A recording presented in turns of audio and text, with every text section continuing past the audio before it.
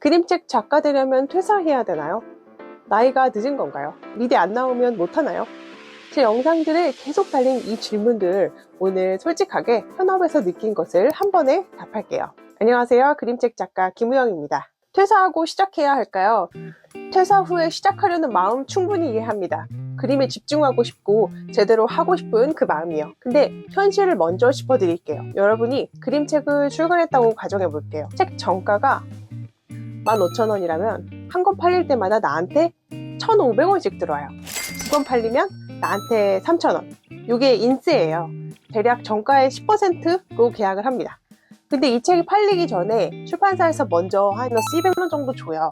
앞으로 잘 팔릴 테니까 미리 드릴게요. 이런 선급금이죠.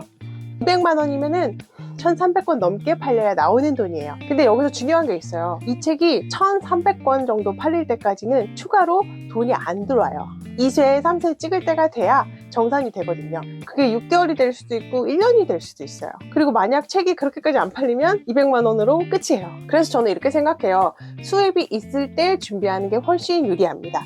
저도 직장 다니면서 시작을 했어요.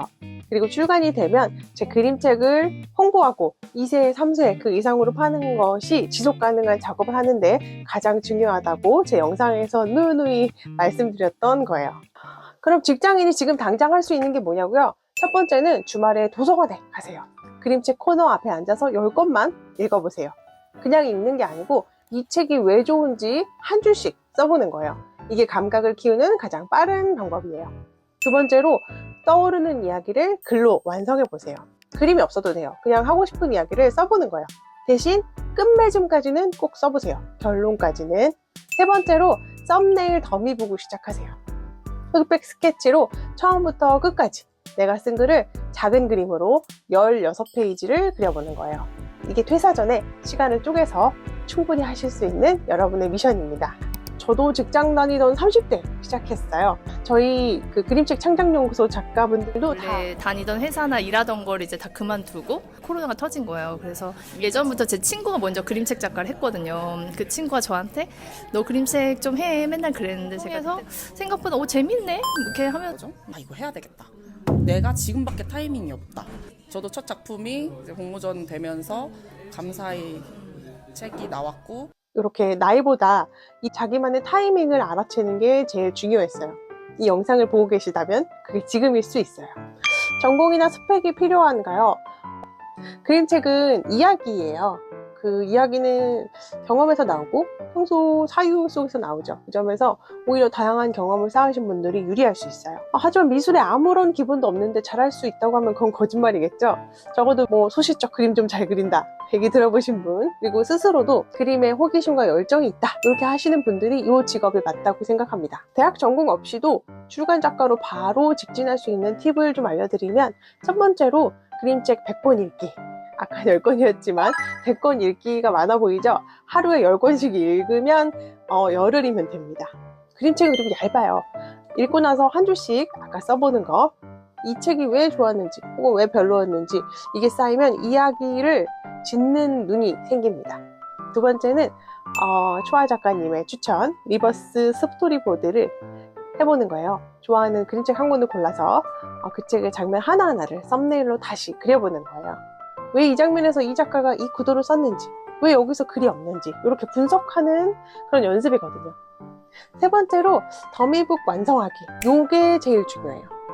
출판사에 투고할 때 신인 작가는 그림 몇 장보다 더미북 완결본이 훨씬 유리해요. 그래서 흑백이라도 괜찮으니까 처음부터 끝까지 이야기의 흐름이 보이도록 더미북을 완성해 보시는 걸 추천합니다. 아까 강조했듯이 경제력이 있어야 돼요. 그래서 그림책 작가분들 투자이 많아요. 강의, 외주, 교육 혹은 완전 다른 일을 병행하시고 경제적인 기반을 유지하면서 그림책 작업도 하시는 거죠. 수입이 생기면 기본 장비와 체력에 투자하세요. 장비는 처음부터 비싼 거 사지 마세요. 물감, 붓, 스케치북 이런 건 당근에서 중고로 구하셔도 충분해요. 실력이 쌓이고 나서 더 좋은 재료로 업그레이드 하시면 됩니다.